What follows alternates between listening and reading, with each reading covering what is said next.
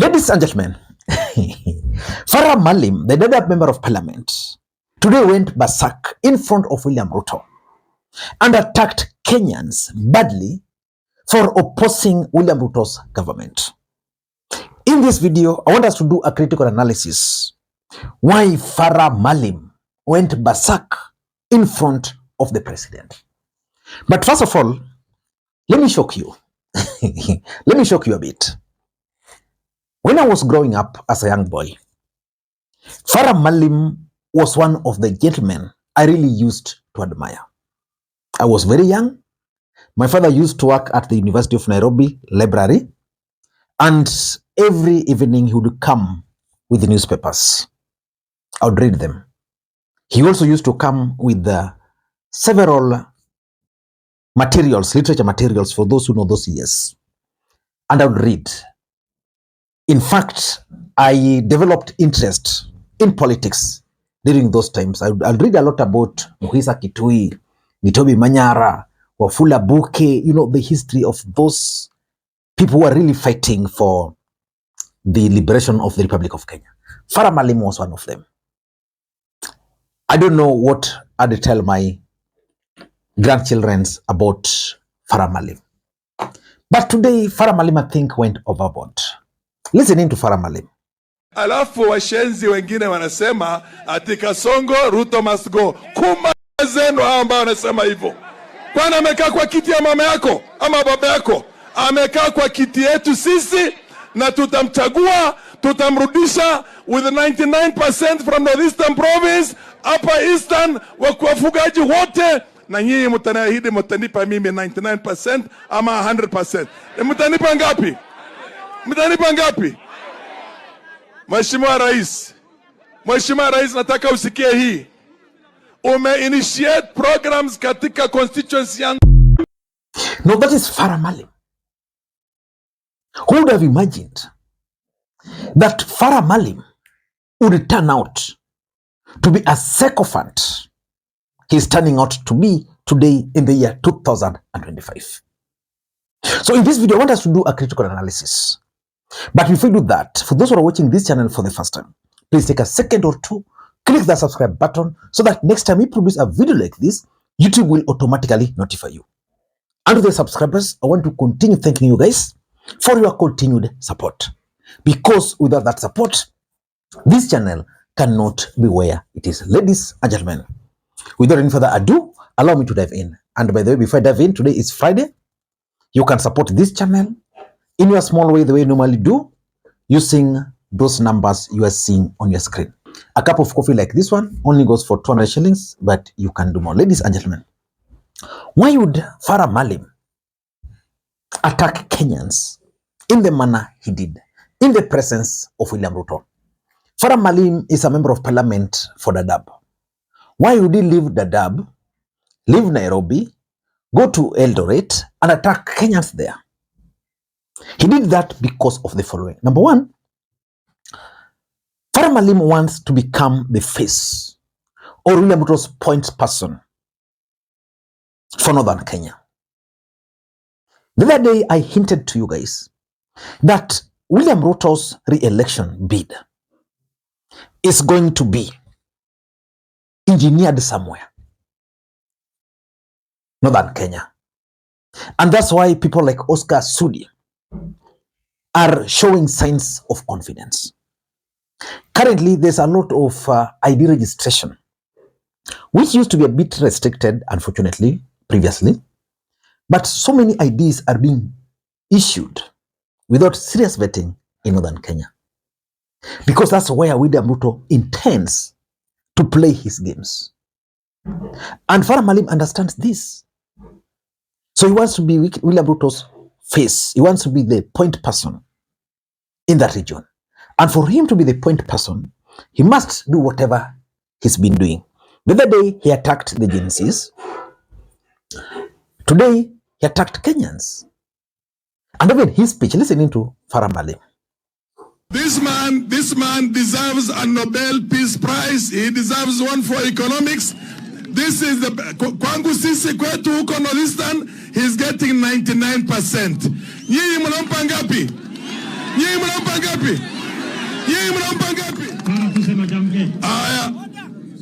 Ndugu zangu wa Kapcherop. Assalamu alaikum. Assalamu alaikum. Ndugu yetu ako na rekodi 62 years of independence. No president has performed in the first 2 years the way he has performed. Kila indicator inaonyesha there's a growth. Mpaka zile kampuni parastatals zilikuwa zinafungwa hapo mwanzo kama East African Portland Cement, kama KPLC, zote now they have grown like hell. We have sugar surplus now. We are selling our maize for about 100 shillings. Kwani mlikuwa mnataka afanya kitu gani kingine? Mara ya kwanza since independence tuko na all the development we need initiated by none other than our President William Ruto. Ametupelekea national grid, imeanza inaelekea kwa constituency yangu. Sahi as we are talking now, mini grid imekuwa advertised for Liboi in my constituency. Imekuwa advertised for the DAP in my constituency. Na barabara ametoa amri wafanye design na atatafuta pesa mpaka Liboi mpaka Harhar. This is the first time since independence that we really feel that we are Kenyans. Hapa maendeleo tangu jana tulipokuwa na yeye tukitembea, nimeona maajabu. Kuna wengine wetu tulikuwa tunafikiria Rift Valley kumbe imeendelea. Kumbe kuna mahali mingi maendeleo haijakuja. Na kila mahali maendeleo imeanzwa na yeye as a deputy president, akijaribu kumaliza akawa frustrated na ile serikali ya miaka 5 ya mwisho. Sasa ndio imeanza kumaliza hiyo yote. Ukiangalia mambo ya bei ya chakula imeshuka. Ukiona mavuno ya wakulima wetu imepanda. Ukiona elimu tumeenda better than any times in our history. Ukiona mambo ya universities inaendelea vizuri sana. Afya, hata Amerika haina universal health coverage na sisi tunapata universal health coverage. Simumeelewa? Ukiangalia walimu ndio hiyo unaona vile inaendelea maneno. Hata sisi huko kwetu tumepata walimu wengi. Number 2, something is also convincing me that Farah Maalim is actually expressing William Ruto's strategy of dealing with the critics. I want to believe that based on the speeches by Kimani Ichung'wah, based by the speeches by Kipchumba Murkomen and even William Ruto, the strategy is now clear. Attack Kenyans, attack those who are opposing the government. Niliwaambia wakati wa maandamano, wale wanaandamana Nairobi hawana shida ya stima. Si rais leo ametuletea stima hapa? Nyinyi mnataka stima, hamtaki. Sasa wewe rais umesikia. Hawa wananchi wanasema wale watu wa kupiga kelele kwa mitandao ati wanasema William Ruto hawezi kanyanga ground. Hapa ni ground ama hapa ni wapi? Walisikia hapa ni wapi? Hapa ni ground. Muko na huyu muungwana na serikali ya Kenya kwanza yenye tulisema hatupangui ngui. Ukiona wale wanatengeneza mapicha na kutengeneza picha, mimi nawauliza vijana wale wengine wasipotoshwe na wanasiasa wa kuwalipa pesa kidogo ati waweke mapicha ya viongozi ati kwenye makaburi. Mimi nataka niwaambie hawa vijana, leo mtaweka viongozi kwa makaburi, kesho mtaweka wazazi wenu kwa makaburi, kesho kutwa mtaweka wenzenu, marafiki zenu ama ndugu zenu kwa makaburi. Alafu washenzi wengine wanasema ati Kasongo Ruto must go. Kumana zenu hao ambao wanasema hivyo. Kwani amekaa kwa kiti ya mama yako ama baba yako? Amekaa kwa kiti yetu sisi na tutamchagua, tutamrudisha with 99% from the Eastern Province. Kama wameweka mtu kwa jeneza na wanaweka jeneza kiongozi wa taifa, mimi nataka niulize, and I want to ask this question to every parent in our country. and particularly the church leaders who are defending this bad behavior, and all those politicians, including those who don't agree with us politically. And my third point, and I think this is true, there's a strategy by William Ruto to shield the Kalenjin leaders, so that people like Farah Maalim can actually say things which the people or the leaders from the Rift Valley cannot say. And that can explain why he left Dadaab, Nairobi, and said those things down there. I've been studying William Ruto's politics. In fact, I was keenly following William Ruto's strategy during the last election. William Ruto used the Kikuyu nation leaders to attack Uhuru Kenyatta badly. At some point, even during rallies, the Kalenjin leaders were not there. William Ruto made the Kikuyu nation leaders to be the face of his campaign. During that time, Mount Kenya was the main support base. William Ruto was relying 100% on Mount Kenya. In 2027, based on my own understanding, William Ruto is going to focus on Northern Kenya.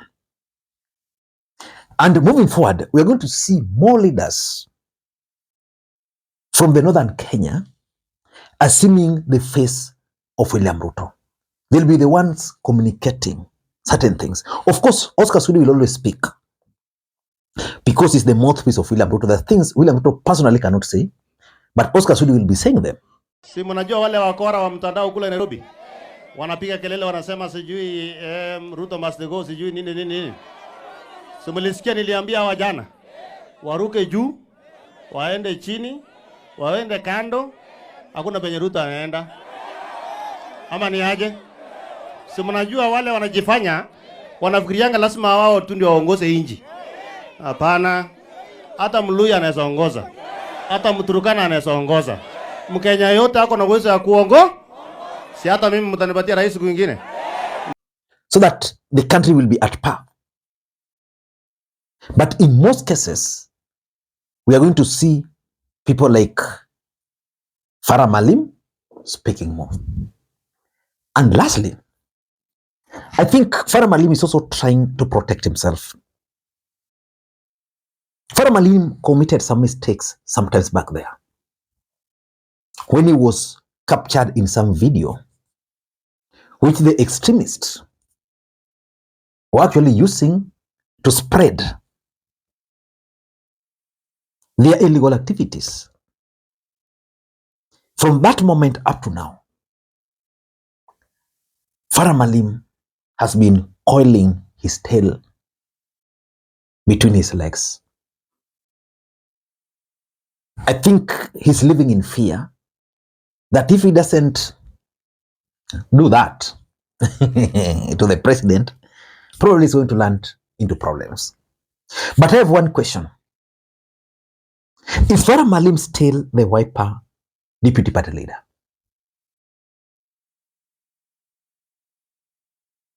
If he's still the Wiper deputy party leader, is Kalonzo Musyoka serious about running for the presidency?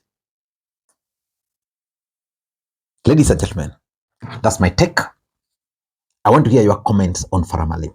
Until next time, this is Lee Makwiny. Bye-bye.